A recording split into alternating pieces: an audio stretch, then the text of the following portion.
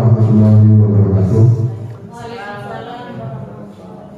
Alhamdulillahirabbil alamin wa bihi nasta'in wa nasta'in jawatin la haula wala quwwata illa billahil aliyyil azim. Yang kami hormati Bapak Kepala SD Negeri 01, yang kami hormati Guru Calon Penggerak Ibu Widi Kurniasari SD Negeri 01, dan yang kami hormati Bapak Ibu Guru SD Negeri 01. Pertama-tama marilah kita panjatkan puja dan puji syukur kepada Allah Subhanahu wa taala yang mana alhamdulillah kita dapat berkumpul dalam keadaan sehat walafiat, tidak ada kekurangan suatu apapun. Salawat serta salam kita curahkan kepada junjungan Nabi besar Muhammad sallallahu alaihi wasallam yang kita nantikan syafaatnya nanti di yaumil qiyamah. Amin ya rabbal alamin.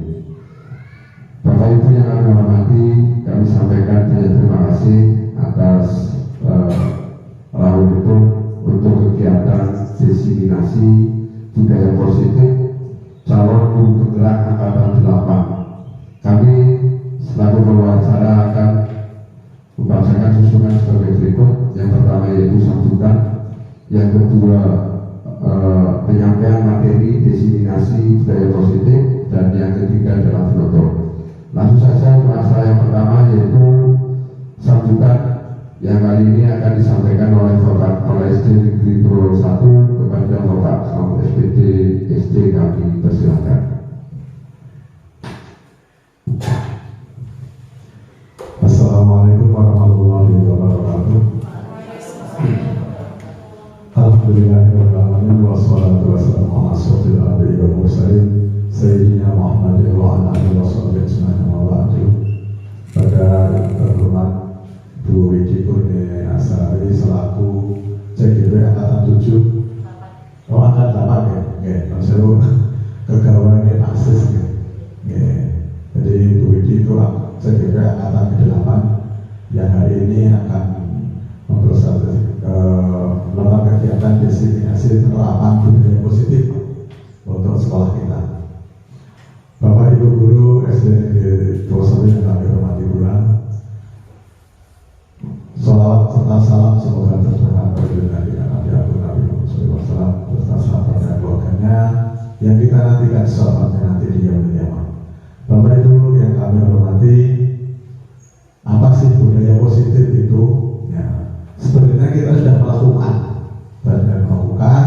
hanya mungkin persisnya nanti akan dijabarkan oleh Bu Widi pada waktu diseminasi nanti.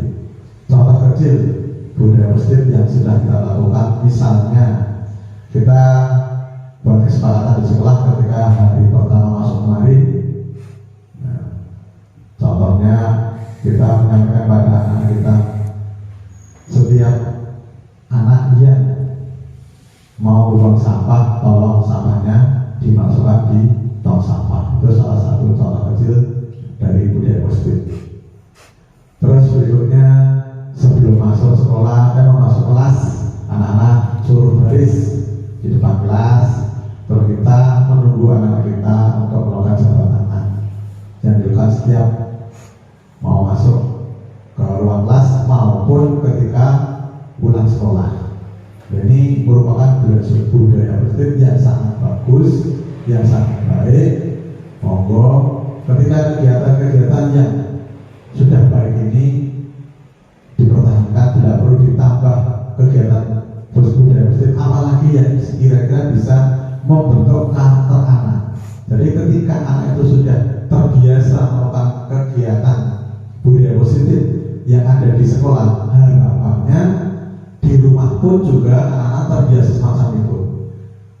Ini memang perlu kita komunikasikan pada orang tua. Jadi anak di sekolah sudah berikan diajari kegiatan semacam ini. Nah, kita harus sampaikan pada orang tua, Bu, kalau bisa di rumah juga diajarkan semacam itu agar antara sekolah dengan di rumah nanti bisa terkoneksi, sehingga kegiatan-kegiatan budaya positif itu tidak hanya di sekolah tapi di rumah pun juga anak bisa melakukan. Ini tugas panjenengan nanti dikomunikasikan dengan orang tua.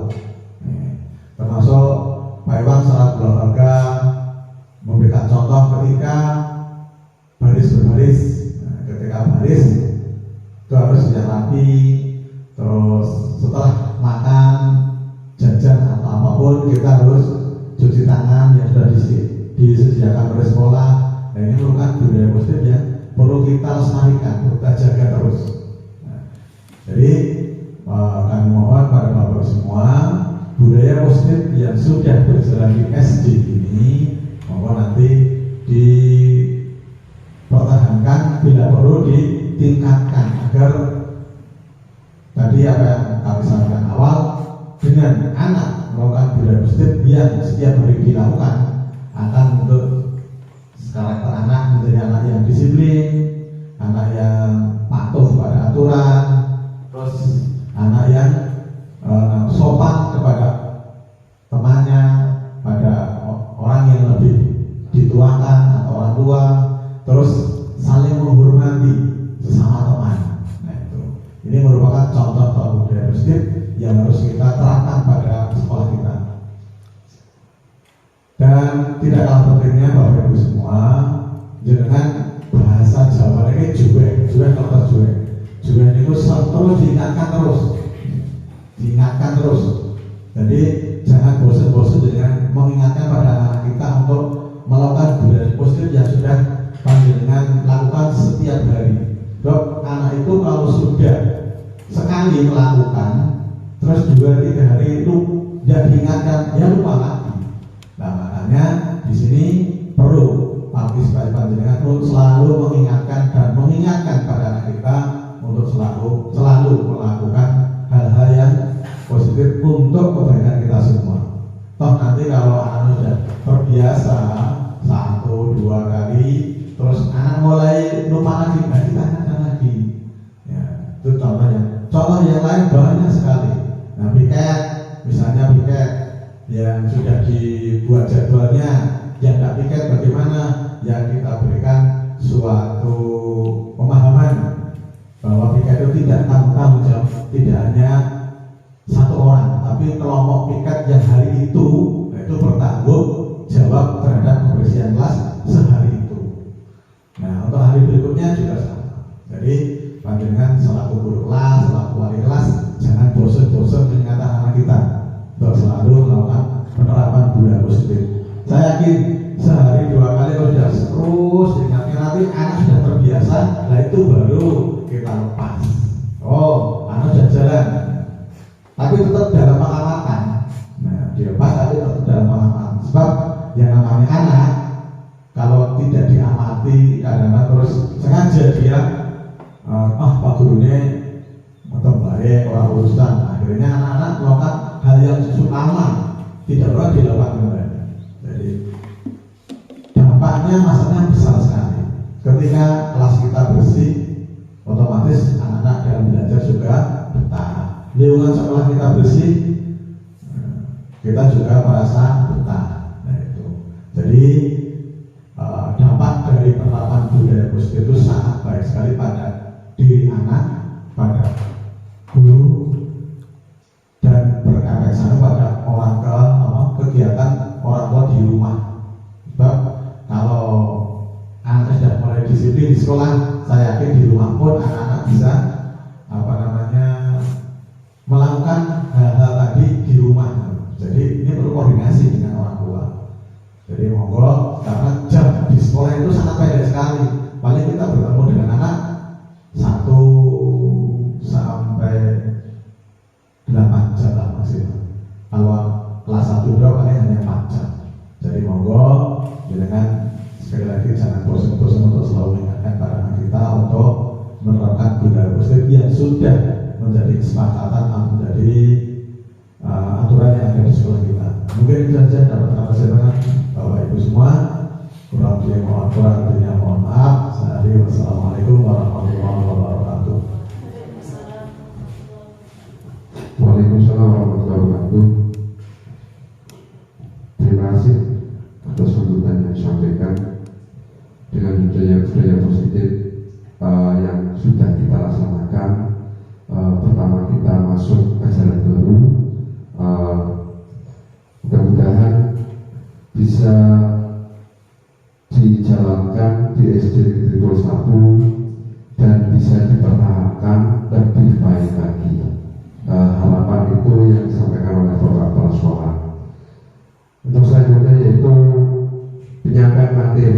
diseminasi penerapan budaya positif yang akan disampaikan oleh calon guru penggerak angkatan 8, Ibu Widi.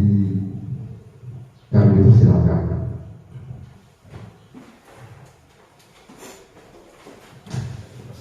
Assalamualaikum warahmatullahi wabarakatuh. Sebelumnya terima kasih kepada Bapak Arman selaku pembawa acara, kemudian Bapak Selamat SPDSD yang telah mengawali acara pada hari ini. Sebelum saya mulai untuk diseminasi penerapan budaya positif, saya ingin Bapak Ibu fokus pada saya. Saya ingin tanya sesuatu Bapak Ibu, bagaimana kabarnya hari ini? Baik. Sehat? Boleh tepuk tangan Bapak Ibu? Alhamdulillah. Itu satu tepuk tangan adalah suatu pembuka untuk gerakan kita supaya tidak jenuh, tidak bosan dengan acara diseminasi ini. Karena tidak hanya orang tua, mungkin anak-anak pun bosan ketika harus duduk mendengarkan. Itu hanya konsentrasinya 15-20 menit Bapak Ibu. Sedangkan kita punya acara 1 jam ke depan. Saya mempunyai kesempatan untuk membawa acara ini sampai selesai. Sebelum memulai ke diseminasi penerapan budaya positif, tadi sudah disampaikan oleh Bapak Kepala Sekolah, betul, budaya positif sudah kita laksanakan sebelumnya. Karena untuk angkatan 7 sebelumnya sudah pernah melaksanakan diseminasi budaya positif di SD Negeri Tuel 1. Maka untuk saya kembali mengingatkan sekaligus meningkatkan apa yang sudah kita terapkan Bapak Ibu. Nah Bapak Ibu sekalian, sebelum kita melangkah ke penerapan budaya positif, lanjut slide Mas.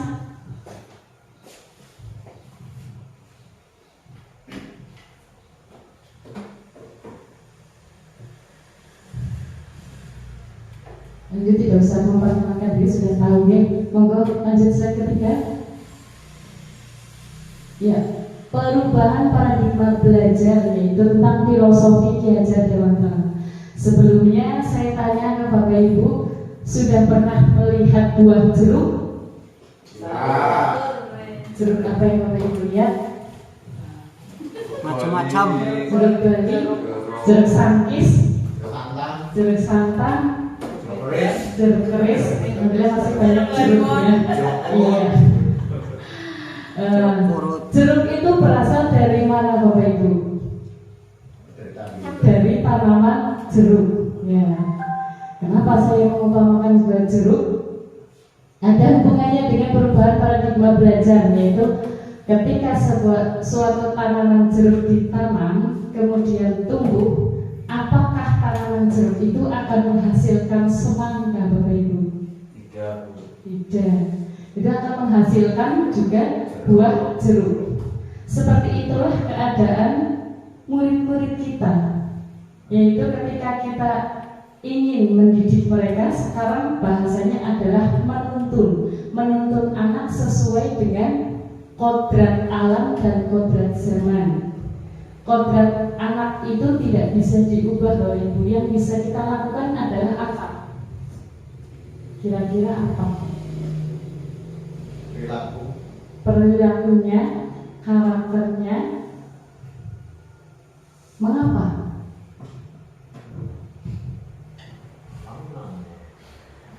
Kenapa Bapak Ibu? Kenapa yang bisa ubah itu? Karena memang kodrat itu sudah pemberian dari Allah Subhanahu Wa Taala. Kembali lagi, tanaman jeruk itu akan berbuah menjadi jeruk. Yang kita lakukan adalah bagaimana caranya menghasilkan jeruk yang manis, jeruk yang besar. Dia pembuatan Bapak Ibu. Sampai juga ada yang mengawinkan jeruk sehingga menghasilkan kualitas bibit jeruk yang unggul. Nah itu yang akan kita lakukan Bapak Ibu pada anak-anak kita.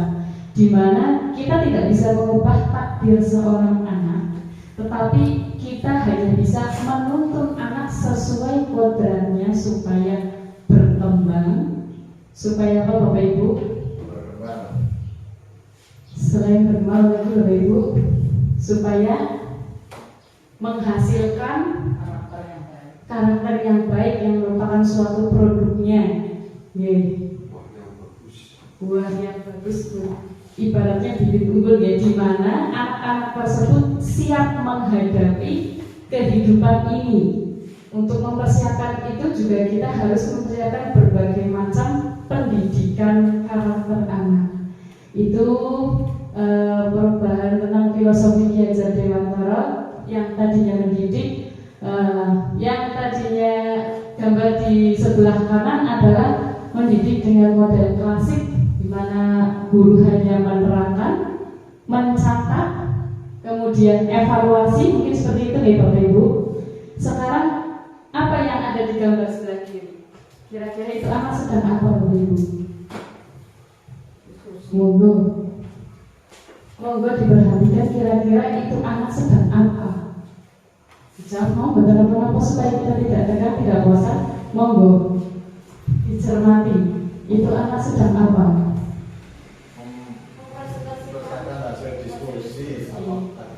Ya, mempresentasikan hasil diskusi bisa, kemudian sedang mengiklankan sabun itu, program sabun Ibu. Ya, di situ ya. Di situ memang anak-anak ada yang membawa sabun, sampo, kemudian deterjen. Nah, mereka mencoba untuk mengiklankan apa yang mereka bawa supaya audiensnya tertarik. Nah, itu sebagai seorang pendidik saya sedang melakukan menggali potensi anak, yaitu supaya anak tersebut kira-kira apa?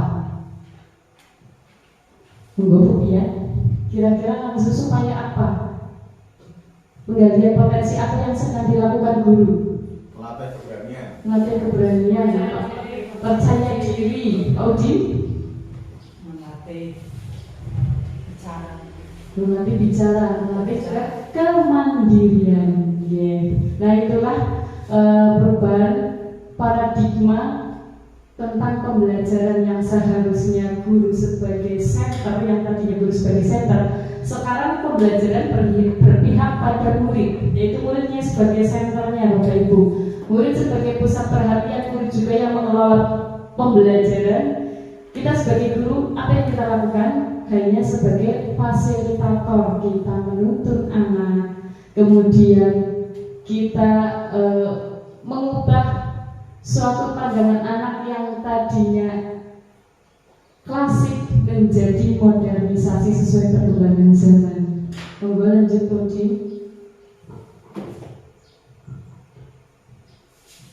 Ya, ini perubahan paradigma belajar, yaitu menuntun murid sesuai kodratnya, seperti tadi yang saya sampaikan. Yang kedua, menuntun murid sesuai kodrat alam dan kodrat zaman. Bapak Ibu mungkin tahu deh yang namanya sesuai kodrat alam dan kodrat zaman itu apa? Kodrat alam adalah menuntun murid ini di pegunungan atau kota ya Bapak Ibu? Di pegunungan. Dengan kota, kira-kira cara menuntun anaknya sama tidak Bapak Ibu? Berbeda. Mengapa? Karena letak geografis, Letak perkotaan dan pedesaan jelas untuk SDM-nya berbeda. Untuk SDM berbeda. Mungkin ada lagi. Jangan takut salah Bapak Ibu, di sini kita sama-sama belajar, tidak ada yang salah. Karena apa?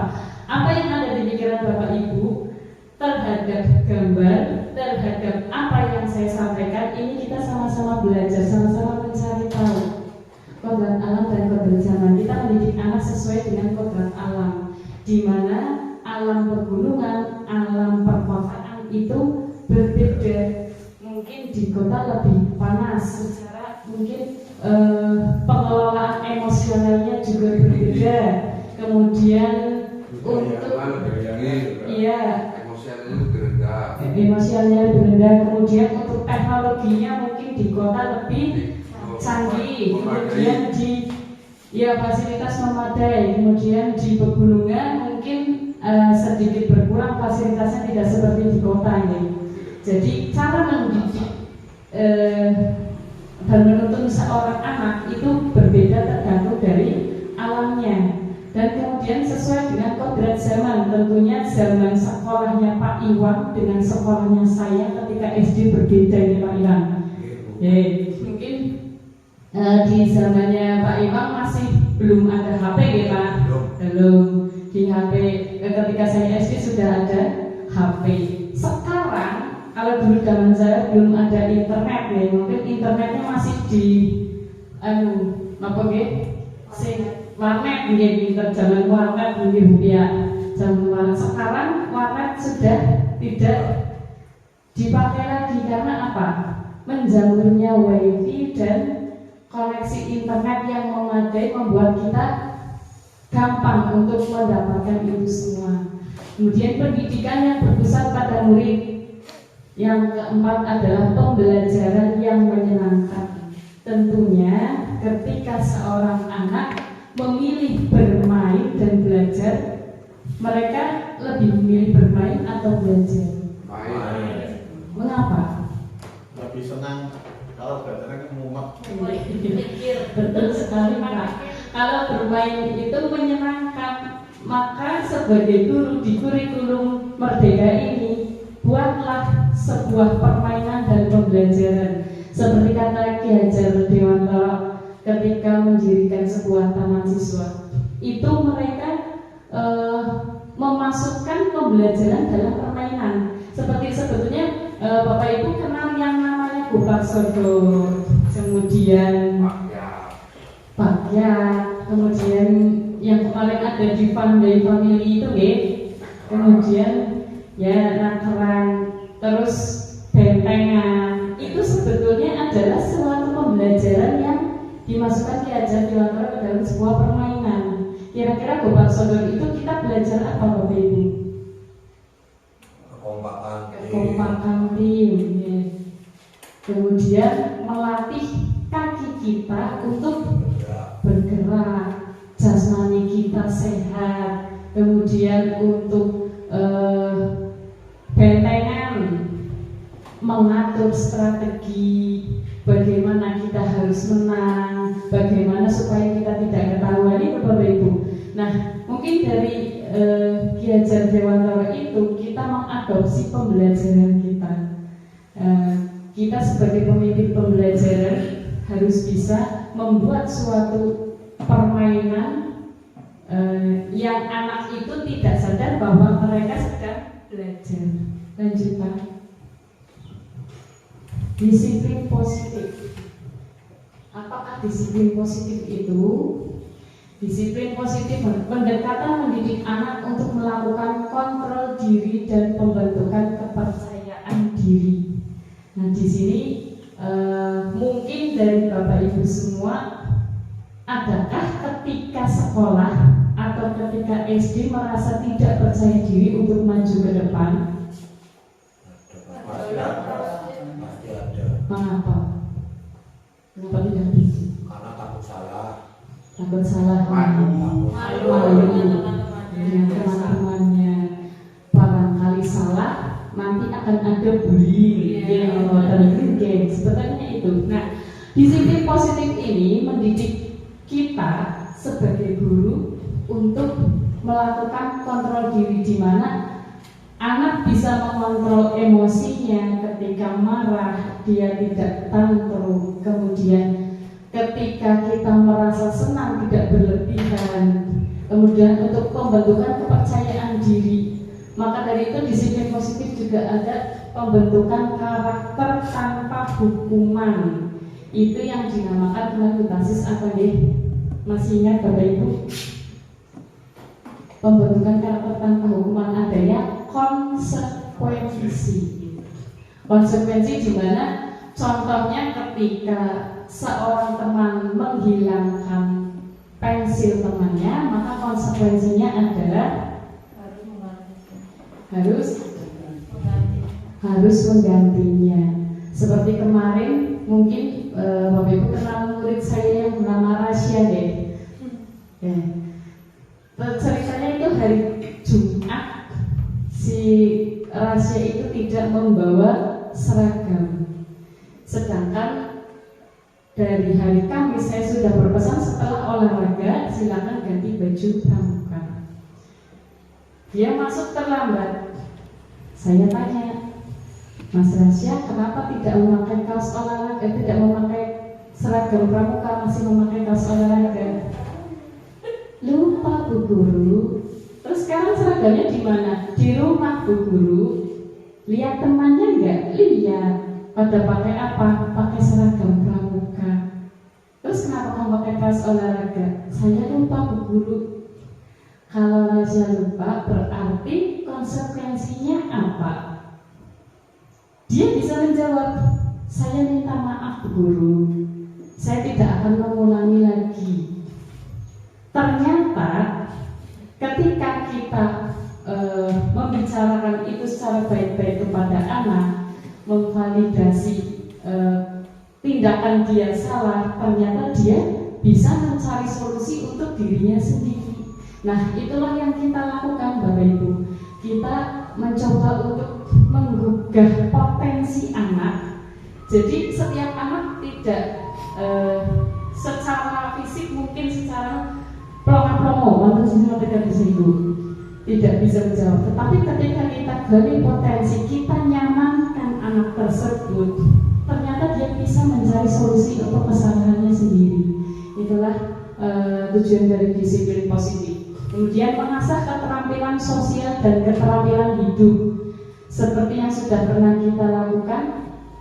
Kemarin saya melihat ada P5-nya Bu Mas Tuhan dengan P5-nya Bu Rufian ya, yang kerjasama dengan Rocket Chicken itu Bu. Kemudian Bu Mas Tuhan membuat jajanan tradisional Bu. Itu juga berhubungan dengan kodrat alam dan kodrat zaman yang kemudian kita juga selain mengasah keterampilan, kita bisa mengungkapkan tradisi yang ada di desa kita. Tradisi makanan kita apa? Ada cambika, apa lagi Bu? Nasi jagung. Nasi jagung cucur. Nah itu siapa yang menjualnya? Anak Bapak Ibu. Bisa diceritakan itu nopo mawon nggih Bapak Ibu. Bu Mas Tuhan mungkin bisa cerita bagaimana kemarin pertama menugaskan anak, kemudian bisa menugaskan anak terus membawa nopo mawon, mungkin masih ingat? Pertama menugaskan anak dibagi menjadi beberapa kelompok, menjadi 6 kelompok, 10 kelompok, setiap kelompok itu ada 3 anak. Nah, kemudian setiap kelompok itu membuat makanan yang berbeda-beda. Nah, makanan jenis makanan atau jajanan itu disesuaikan dengan makanan yang ada di daerah tuan. Kemudian setelah itu anak-anak membawa makanan di SD untuk dijual di SD, dan seluruh anak SD dari kelas 1 sampai kelas 6 boleh membeli. Kemudian kemarin Bu Gurunya yang Rocket Chicken yang kemarin masak, anak-anak masak nih yang sudah pernah kita lakukan. Itu bentuk kerjasama antara sekolah dengan Rocket Chicken. Di situ anak-anak belajar untuk memasak chicken, dimulai dari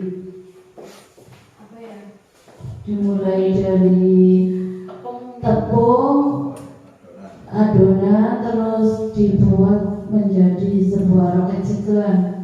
Itu seperti itu Bu. Sampai memasaknya Sampai memasak. Gimana teman? Itulah program yang sudah kita laksanakan di SD Negeri 21 tentunya Bapak Ibu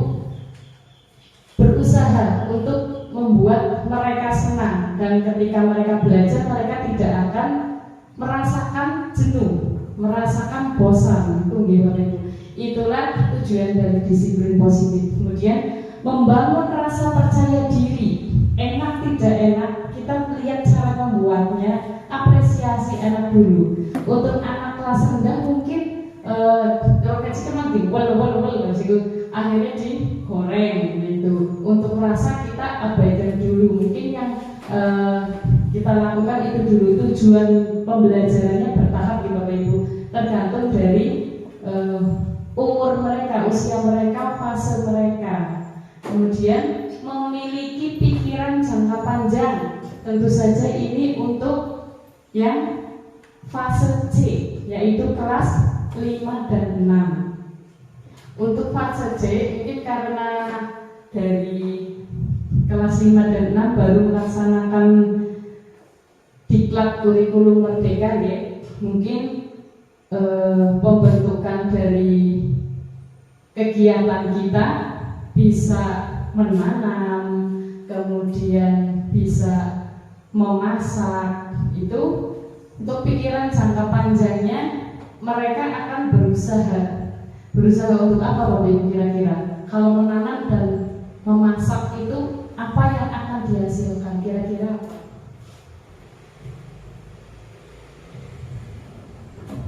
Untuk menanam mungkin menanam apa di belakang sekolah, mungkin dengan menanam bertahap mereka berpikir, oh ternyata menanam saja tidak cukup, perlu apa supaya subur? Dipupuk, disiram.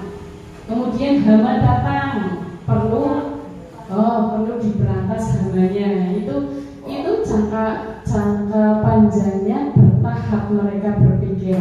Kita hanya menuntunnya. Sama dengan ketika memasak, tidak hanya menggoreng, tetapi apa? Kita memperoleh bahan mentahnya, takarannya berapa, itu Bapak Ibu. Lanjut, nah. Motivasi perilaku manusia ya. Di sini untuk motivasi perilaku manusia yang mungkin dulu kita coba adakan untuk menghindari ketidaknyamanan atau hukuman.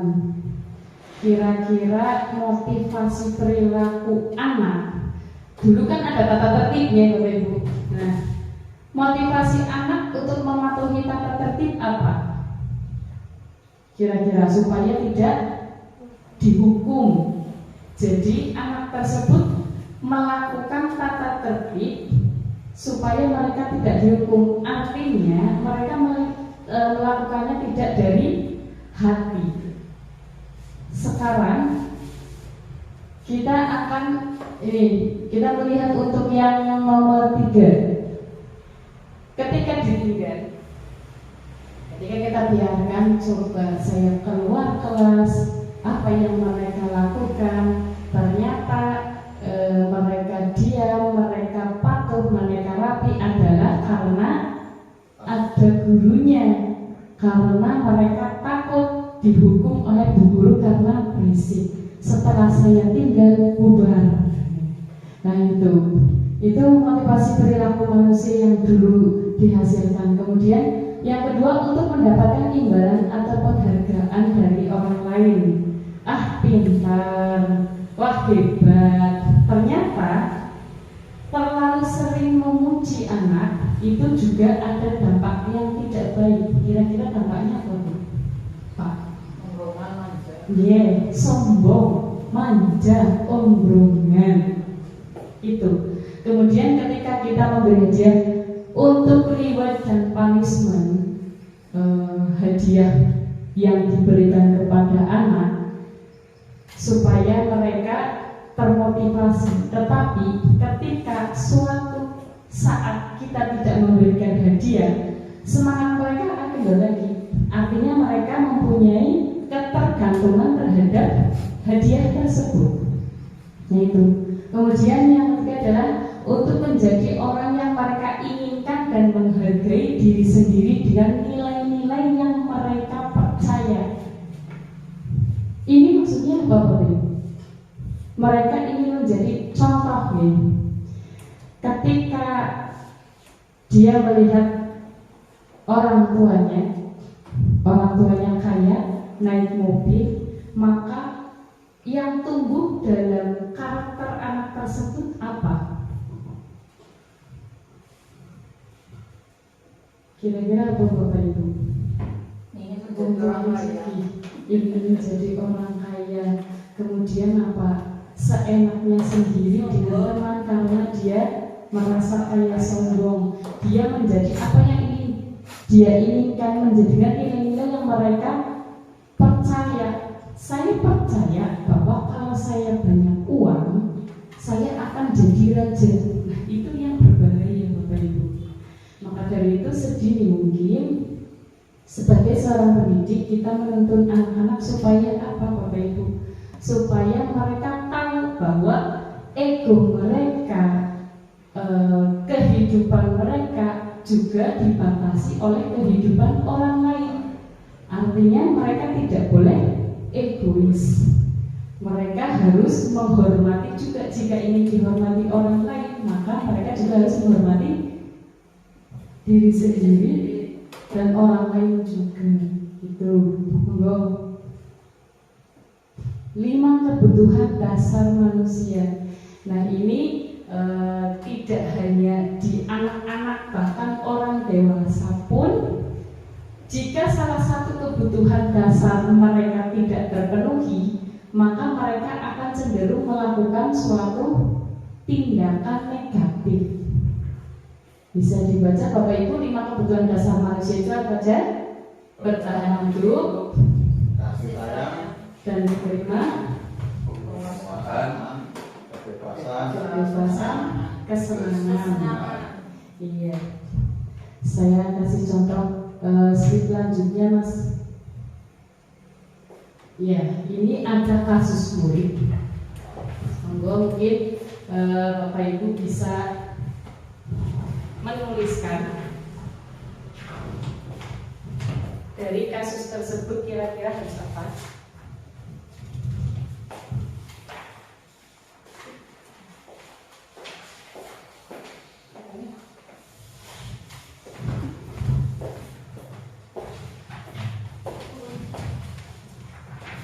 Ada 3 kasus yang berhubungan dengan 5 kebutuhan dasar manusia. Kasus yang pertama, pada suatu hari Dika bertengkar dengan Andi. Rupanya Dika merasa marah karena Andi terpilih menjadi ketua kelas. Dika merasa dialah yang pantas menjadi ketua kelas karena Dika lebih pintar dari Andi. Kira-kira yang dilakukan Dika betul atau salah Bapak Ibu silakan ditulis. Kemudian pertanyaannya pertanyaan untuk nomor 1 kembali. Kira-kira kebutuhan dasar apa dari Dika yang tidak terpenuhi? Apa? Lanjut, bisa diulangi lagi tadi 5 kebutuhan dasarnya Mas. Nah, itu kira-kira ketika Dika merasa demikian, apa yang tidak terpenuhi dari diri Dika? Kemudian solusi apa yang Bapak Ibu tahu dan bisa?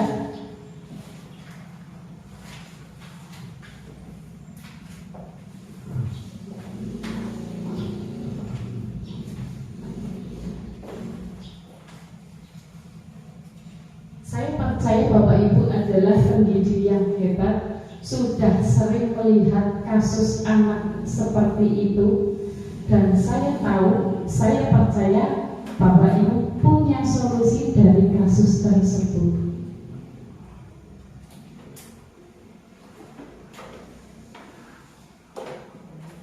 Atau selanjutnya bisa di kasusnya.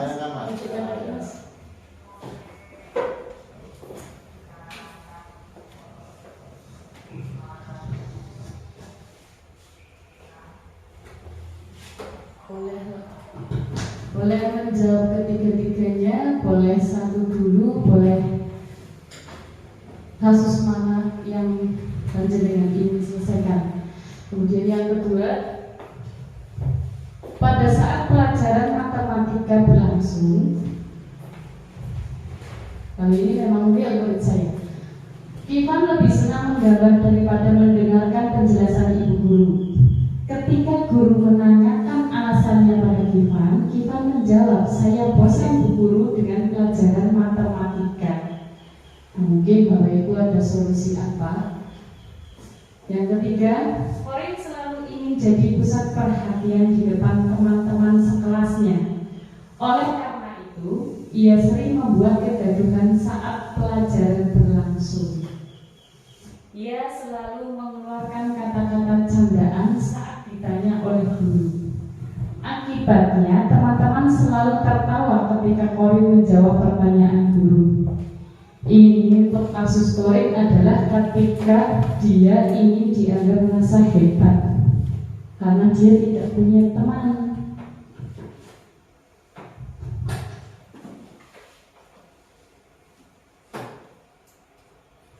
Kalau sudah selesai, saya ingin ada Bapak Ibu yang mewakili untuk kasus 1, kasus 2, dan kasus 3.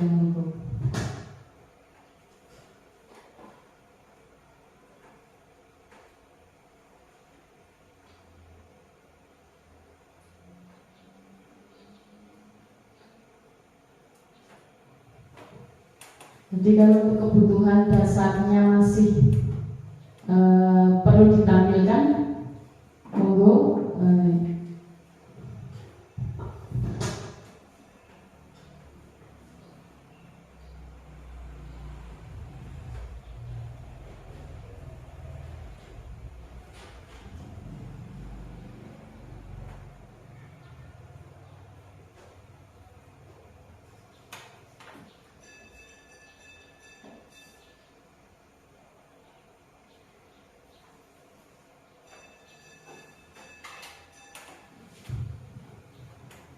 Sudah ada?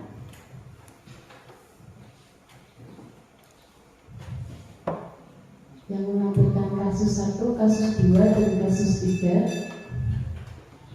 Ini saya percaya Bapak Ibu pasti menemui ini di kelas masing-masing.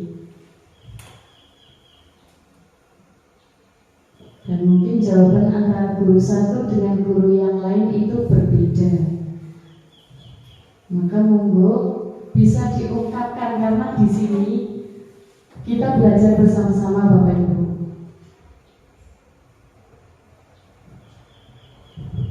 Monggo Pak Udin, mungkin monggo penyelesaian kasus 1 atau kasus 2, kasus 3. Pak Arman.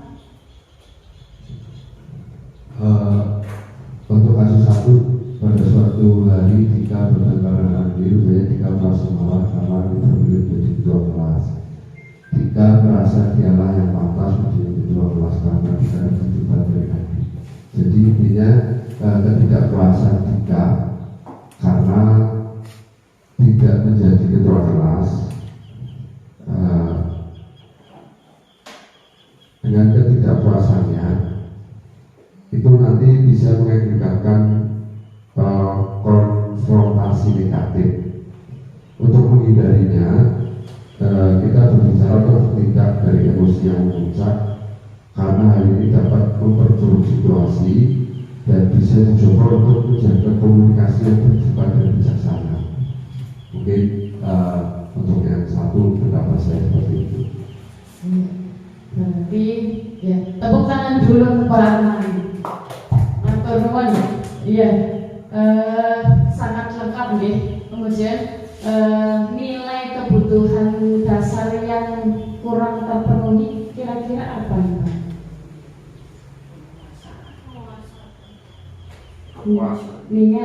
Penguasaan. Iya, mengenai penguasaan ya betul. Kenapa? Karena dia merasa lebih pintar. Kemudian dia juga merasa teman lain tidak berhak selain dia. Untuk solusinya adalah kita sebagai guru harus berbicara dari hati ke hati. Matur nuwun. Kemudian yang kedua mungkin Faudin.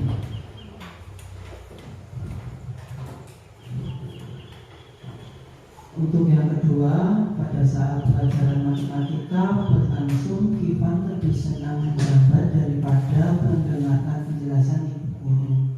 Ketika guru menanyakan alasannya pada Kifan, Kifan menjawab, saya bosan bu guru dalam pelajaran matematika. Itu mungkin kalau menurut saya pribadi, Kifan ini kekurangan kebutuhan kesenangan dalam arti dia bosan dengan pelajaran matematika sehingga dia lebih menyenangi pelajaran menggambar. Untuk solusinya kita bisa mungkin memodifikasi atau membuat sedikit permainan pada pelajaran matematika kita sehingga si Kifan ini bisa merasa senang dalam kebutuhan kesenangannya. Seperti itu Pak Bu. Terima kasih. Terima kasih. Tepuk tangan untuk Pak Udin. Ya. Alhamdulillah. Memang ini guru SD Negeri Tuan 1. Ya, itu Kifan lebih senang menggambar karena kebutuhan yang kurang terpenuhi adalah kebutuhan akan kesenangan. Dia memilih menyenangkan hatinya dengan tidak mengindahkan perintah dari ibu guru. Nah, kemudian solusinya adalah kita membuat pembelajaran yang lebih menyenangkan untuk apa itu? Untuk memenuhi kebutuhan dasar anak-anak yang seperti Kifan ini. Yang kedua, kemudian yang ketiga mungkin dari Bu Mas Tuha atau Pak Iwan, Pak Selamat dulu, atau Bu Guru Gia, Bu Yeni.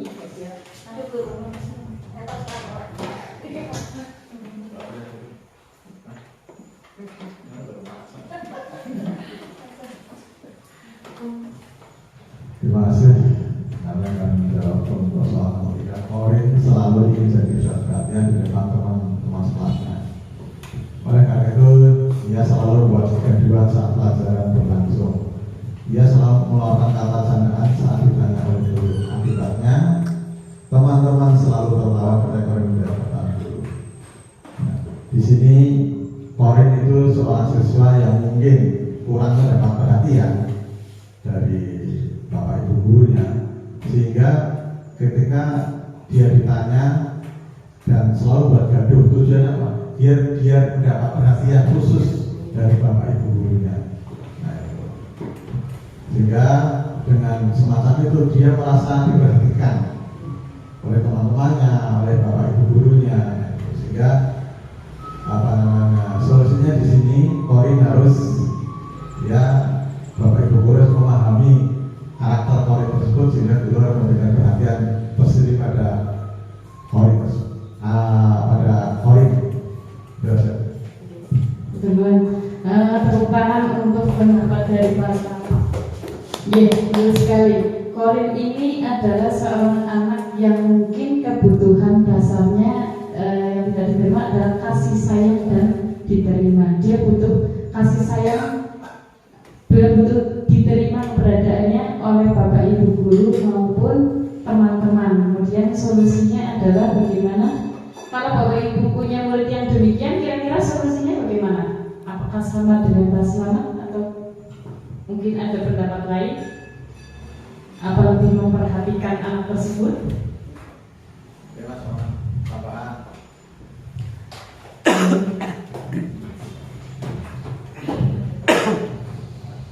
Mungkin Korin punya rasa rendah diri.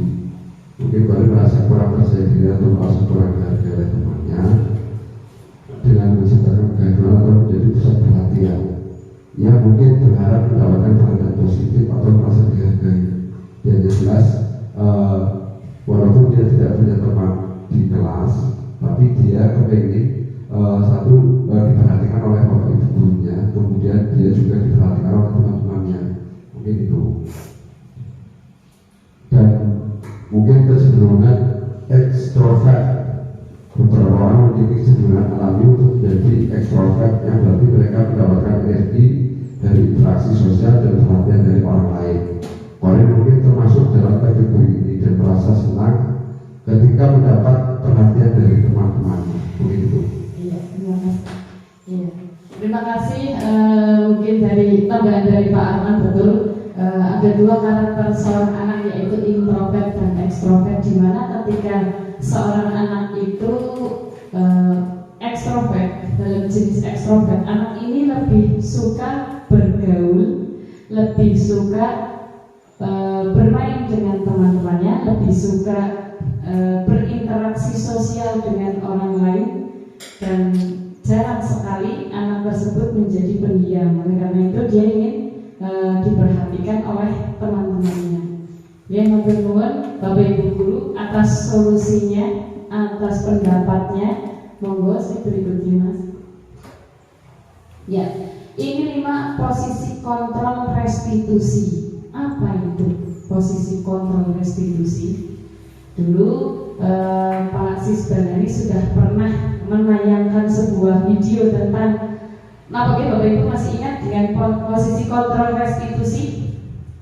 Ketika seorang anak terlambat, apa yang dilakukan oleh seorang guru? Nah, di sini ada 5 posisi kontrol restitusi, yaitu seorang guru apakah menjadi seorang penghukum? Itu gambarnya sedang apa Bapak Ibu? Kemarin siswa, kemudian pembuat merasa bersalah. Nah, itu yang menuding siapa kira-kira Bapak Ibu gurunya apa teman-temannya? Teman-temannya ya. Dengan bully dari teman-temannya. Oh, terlambat gitu ya. Sedangkan Bapak Ibunya mendukung. Bapak Ibu gurunya mendukung bahwa tujuan teman-teman itu dibenarkan, seolah dia sendiri yang merasa bersalah. Ini akan menjadikan anak rendah diri. Kemudian posisi teman, di mana seorang guru dalam menegur siswa-siswinya yang terlambat, dia seolah menjadi seorang teman. Kenapa kamu terlambat? Kenapa kamu tidak tepat waktu masuknya? Kemudian sebagai pemantau nih, mentelangi Bapak Ibu, lagi anaknya nih, coba dihukum benar enggak? Nah, yang ketiga adalah menjadi manajer, di mana tadi ketika saya tadi di awal sudah cerita tentang si rahasia itu. Nah, itu kontrol restitusi sebagai manajer yang saya lakukan. Kira-kira dari kelima posisi kontrol restitusi, yang manakah yang akan Bapak Ibu lakukan? Apa alasannya? Kira-kira kalau ada seorang siswa yang tidak sesuai dengan keyakinan kelas, apa posisi kontrol restitusi yang akan Bapak Ibu lakukan? Mungkin Pak Iwan, olahraganya terlambat, sebagai apakah kita harus memperlakukan anak tersebut? Kalau Bapak Ibu di kelas cenderung yang mana? Sebagai teman. Odi? Manajer. Bu Yeni, tadi Bu Yeni belum ya? Bu Yeni sebagai apa Bu Yeni? Untuk kelas 2 sebagai pemantau, manajer, membuat merasa salah, berhukum. Sebagai teman. Pak Arman, Bu Pia, Pak Imam, sebagai teman. Kira-kira sebagai apa Bapak Ibu?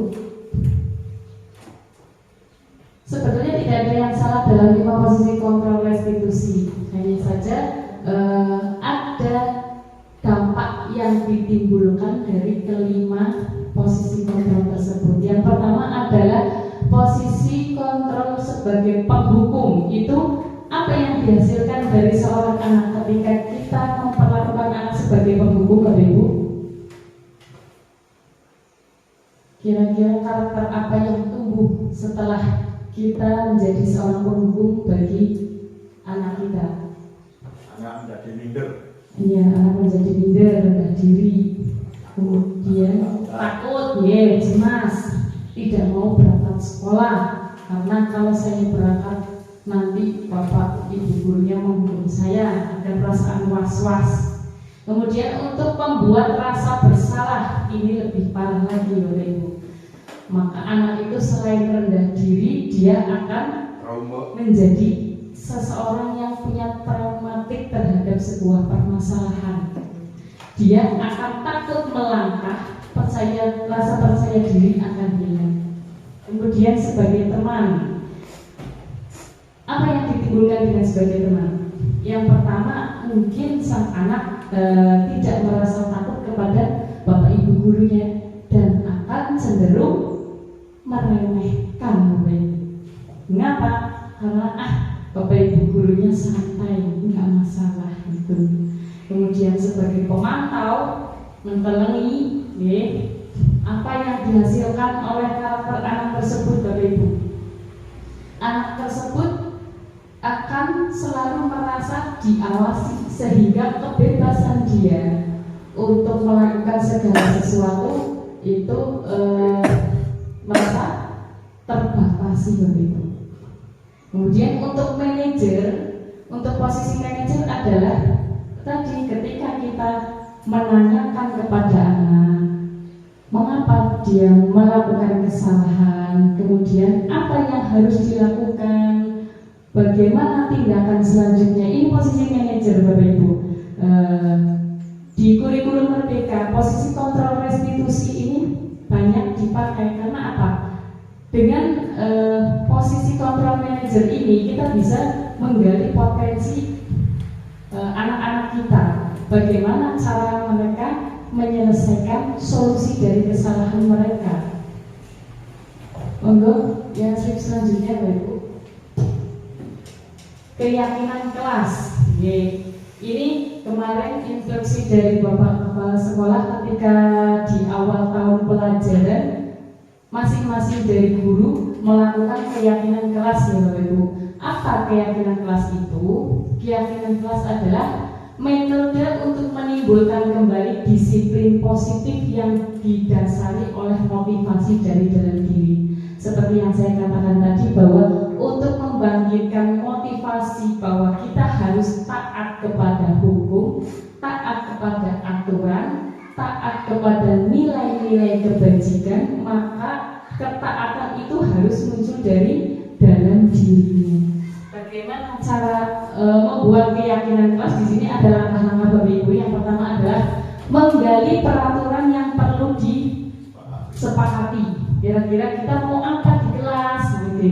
Dari kelas 1 sampai kelas 6 bisa kok kita membuat peraturan yang disepakati. Tidak boleh makan Bu Guru, tidak boleh terlambat Bu Guru. Mungkin kan anak seperti itu ya Bapak Ibu. Sediakan sticky note mereka untuk mereka, tempel apa, dengarkan apa pendapat mereka gitu. Untuk anak kelas 1 sampai kelas 6 pasti siapapun anaknya ini pendapatnya didengarkan. Kemudian yang kedua, mengubah peraturan yang sudah dibuat dengan kalimat positif. Misalkan contoh, tidak boleh makan. Nah, itu aturannya kita buat dengan makan ketika jam istirahat. Kemudian ketika anak mengatakan tidak boleh terlambat, maka kita ubah dengan peraturan apa Bapak Ibu? Datang tepat waktu. Nah, itu tuntunan dari kita seperti itu Bapak Ibu. Kemudian mencarikan peraturan yang sudah dibuat menjadi nilai kebajikan atau keyakinan. Contoh, datang tepat waktu itu nilai apa? Disiplin. Kemudian melaksanakan piket sekolah atau piket kelas. Nilai melaksanakan piket.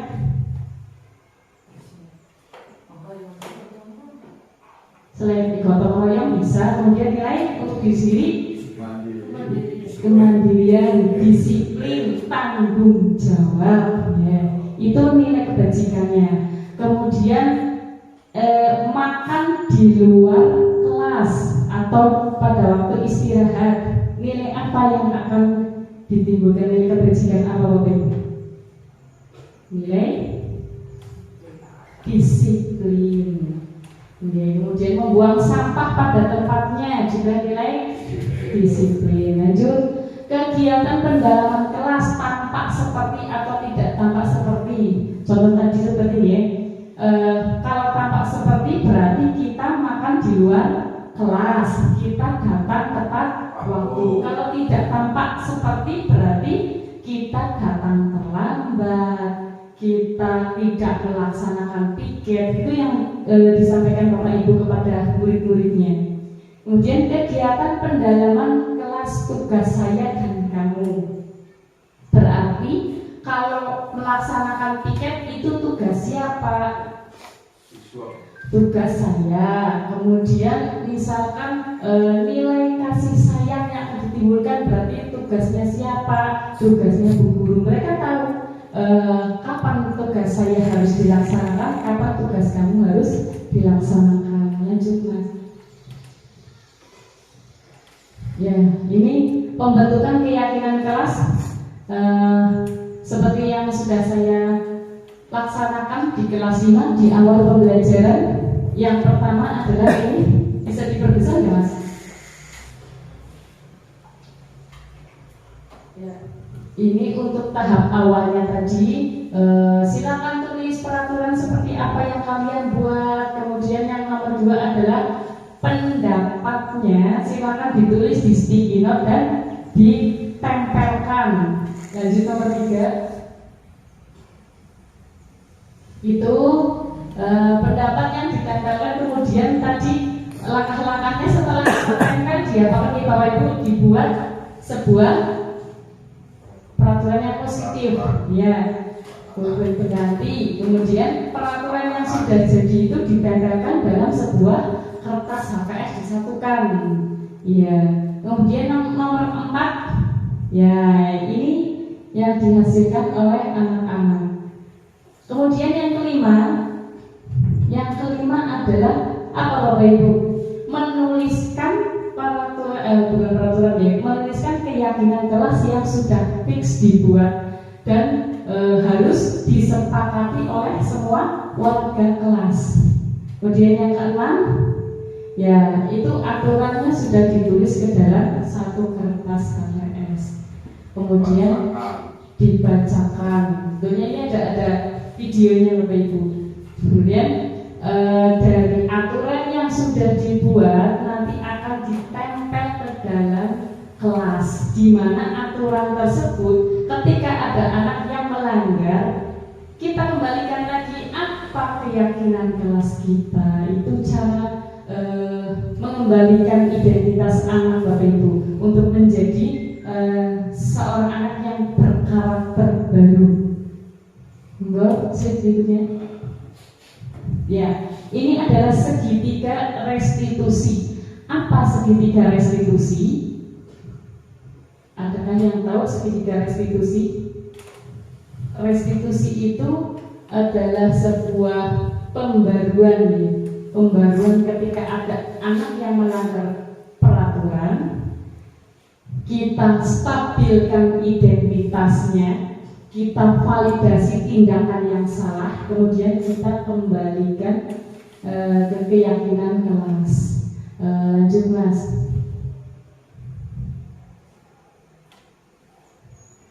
Nah, ini sebetulnya penerapan segitiga restitusi. Ini dengan murid saya yang bernama Syefi. Kasusnya begini, Rizka dan Syefi terlibat ribut di dalam kelas. Si Rizka berteriak-teriak kepada Syefi karena apa? Karena pulpennya Rizka dipinjam sama Syefi. Ternyata sampai besoknya belum dikembalikan. Karena belum dikembalikan, Rizka merasa marah. Kemudian mereka berdua ribut. Syefi pun merasa malu. Karena apa? Karena si Rizka sudah berteriak-teriak mengatakan bahwa si Syefi tidak mengembalikan pulpen yang dia pinjam. Akhirnya sebagai guru saya menerapkan penerapan segitiga restitusi dengan memanggil si Syefi. Slide yang sebelumnya Mas.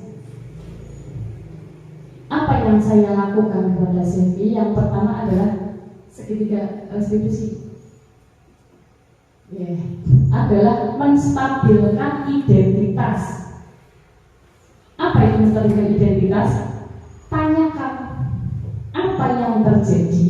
Kemudian saya bercerita, Bu Guru, tadi saya merasa malu karena saya dituduh tidak mengembalikan pulpen saya, padahal saya sudah mengembalikannya, Bu Guru. Nah, kembali sebagai guru kita stabilkan identitasnya. Benarkah kamu sudah mengembalikan pulpen Rizka? Iya atau belum? Jawaban saya adalah apa? Sebenarnya belum.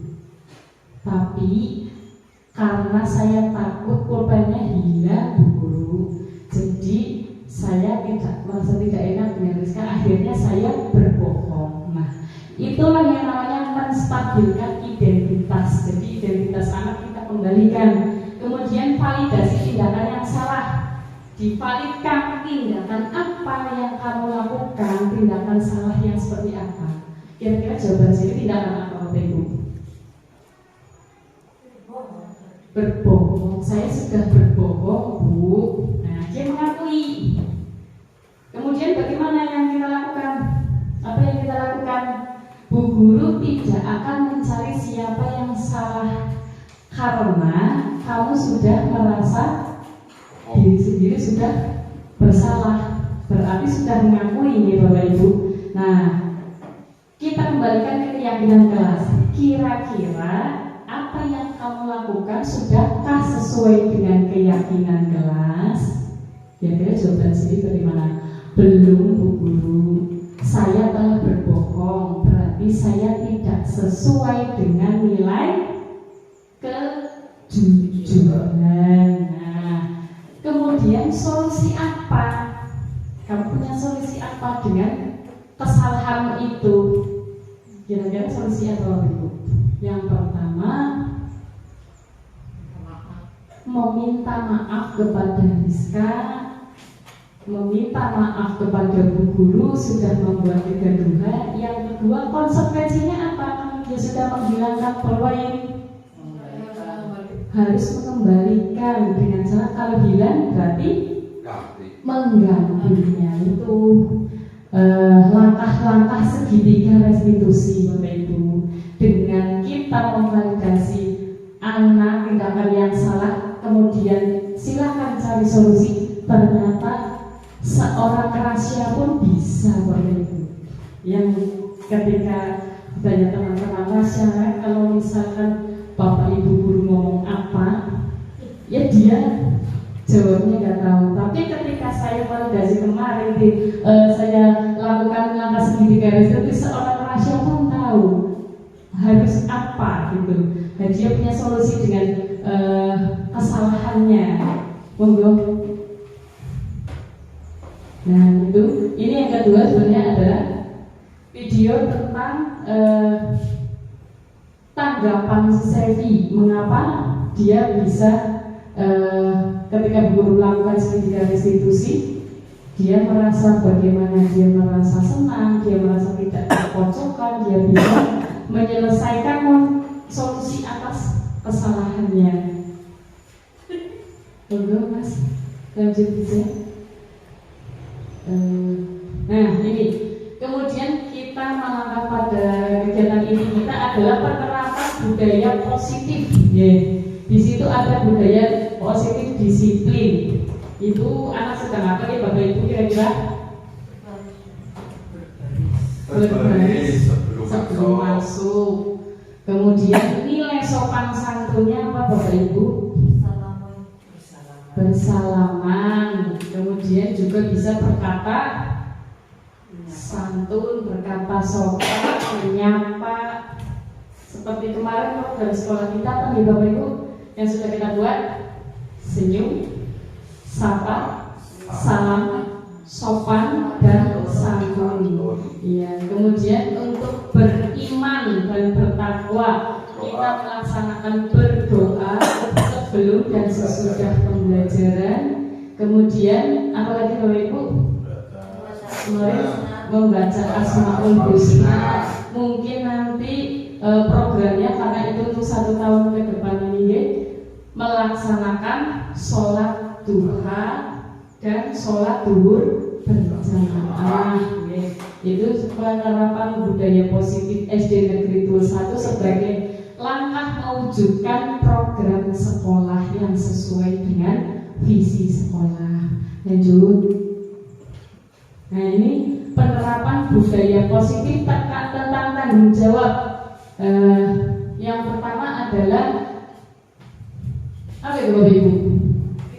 Piket, melaksanakan piket, pulang sekolah. Kemudian ini kenapa ada gambar halaman di Bapak Ibu? Apa yang mau dimunculkan? Kebersihan lingkungan. Iya, karena ada budaya membuang sampah pada tempatnya, maka lingkungan sekolah SD Negeri 21 menjadi bersih, dan anak-anaknya juga tertib.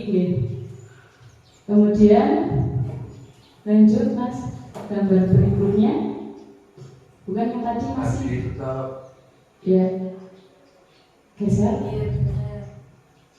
Nah, ini gambar anak-anak sedang melaksanakan kebersihan sekolah. Ini bukan ranahnya bukan kelas lagi, ini karena sekolah. Iya, lingkungan sekolah untuk memastikan sekolah yang bersih. Berikutnya, selain saya memaparkan tentang bukti kita sudah melaksanakan disiplin positif, lanjut Mas, slide berikutnya. Ada budaya positif yang ditempelkan pada kelas masing-masing, yaitu budaya positif yang pertama adalah menyapa saat berjumpa, mengucapkan salam dan berjabat tangan. Yang kedua, bersikap sopan dan santun. Yang ketiga, berbicara dengan nada lembut dan bahasa yang santun. Yang keempat adalah mendengarkan nasihat guru dan tidak membantah, mengerjakan tugas dengan penuh semangat. Slide berikutnya Mas, bisa diperbesar. Monggo Guru Yeni dibaca untuk budaya positif yang kedua. Kelihatannya atau maju membuang sampah. Membuang sampah. Aktivitas sekolahku membuang sampah pada tempatnya. Gotong royong membersihkan kelas dan lingkungan sekolah. Merawat barang-barang milik sekolah dengan baik. Berbicara santun dan lembut di lingkungan sekolah. Kemudian bersikap baik kepada seluruh warga sekolah. Lanjut tadi. Budaya positif yang berikutnya adalah budaya positif sekolah dasar Negeri 1. Temanku adalah saudaraku, akan kujaga persaudaraan ini dengan 1. Berbicara sopan dan santun. 2. Bersalaman saat bertemu. 3. Bersahabat baik, menghindari pertengkaran. 4. Menolong teman yang membutuhkan bantuan. Yang kelima, mengembalikan barang yang dipinjam dengan baik. lanjut berikutnya.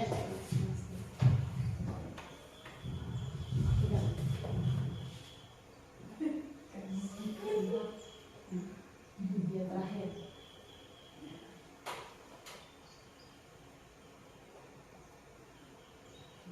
Budaya positif SD Negeri 1. Menuntut ilmu adalah kewajibanku. Aku akan melaksanakan kewajiban dengan berada di sekolah 15 menit sebelum bel masuk berbunyi. Melaksanakan tugas piket kebersihan kelas dengan tanggung jawab. Mengenakan seragam sekolah lengkap sesuai ketentuan. Berbaris dan memeriksa kerapian sebelum masuk ruang kelas.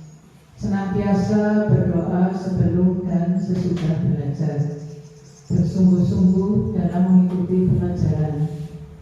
Menyelesaikan tugas yang diterima tepat waktu. Selalu izin kepada guru ketika hendak keluar kelas. Tidak bermain ketika kegiatan pembelajaran. Tidak tidak berada di luar kelas kecuali pada jam istirahat. Segera masuk ke kelas ketika jam istirahat telah selesai dan senantiasa patuh dan taat kepada guru. Terima kasih. Tepuk tangan semua untuk Bapak Ibu semua. Ini yang terakhir, Pak Udi. Ya, alhamdulillah saya sudah menyelesaikan acara diseminasi penerapan budaya positif kali ini. Sebelum saya mengakhiri, saya ingin ada 2 atau 3 Bapak Ibu guru tentang refleksi yang kita lakukan hari ini. Apakah menyenangkan atau mungkin bagaimana perasaan Bapak Ibu, ataukah ada yang kurang? Monggo Bapak Ibu sampaikan apa yang Bapak Ibu rasakan terhadap diseminasi yang saya laksanakan pada hari ini.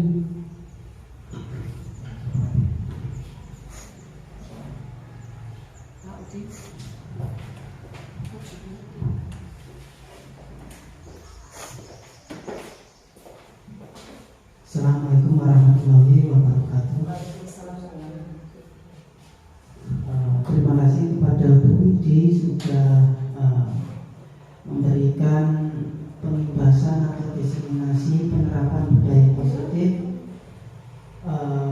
untuk kami guru, sehingga kami bisa lebih memahami karakter-karakter siswa atau peserta didik kami dengan baik. Ternyata setelah kami mengikuti kegiatan diseminasi ini, kami menjadi tahu tentang kebutuhan-kebutuhan siswa yang tadi sudah disebutkan, dan beberapa penanganan yang harus kita lakukan dengan beberapa kasus yang sudah ditunjukkan yang tadi sudah ditayangkan. Seperti itu aja, Bu.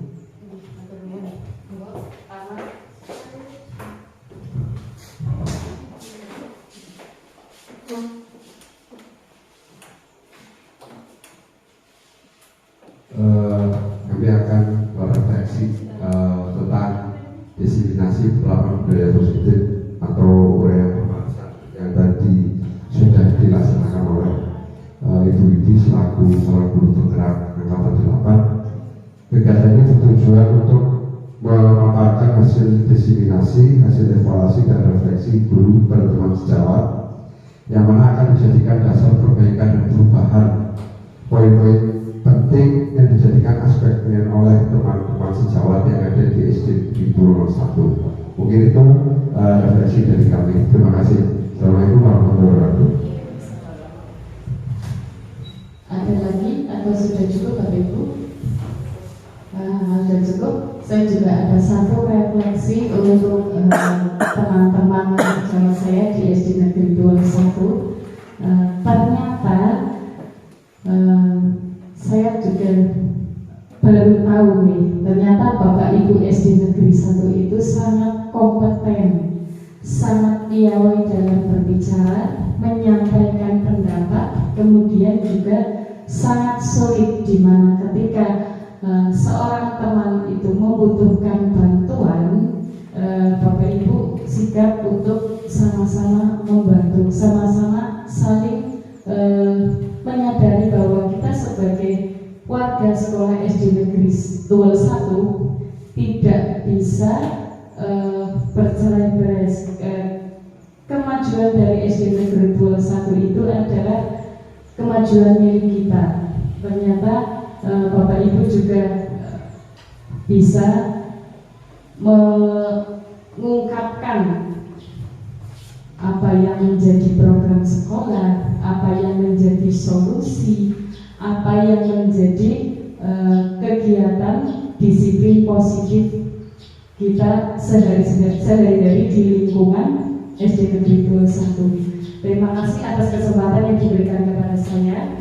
Mohon maaf apabila dalam menyampaikan diseminasi mungkin ada tutur kata saya yang kurang berkenan di hati Bapak Ibu sekalian. Terima kasih. Wabillahi taufiq wal hidayah. Wassalamualaikum warahmatullahi wabarakatuh.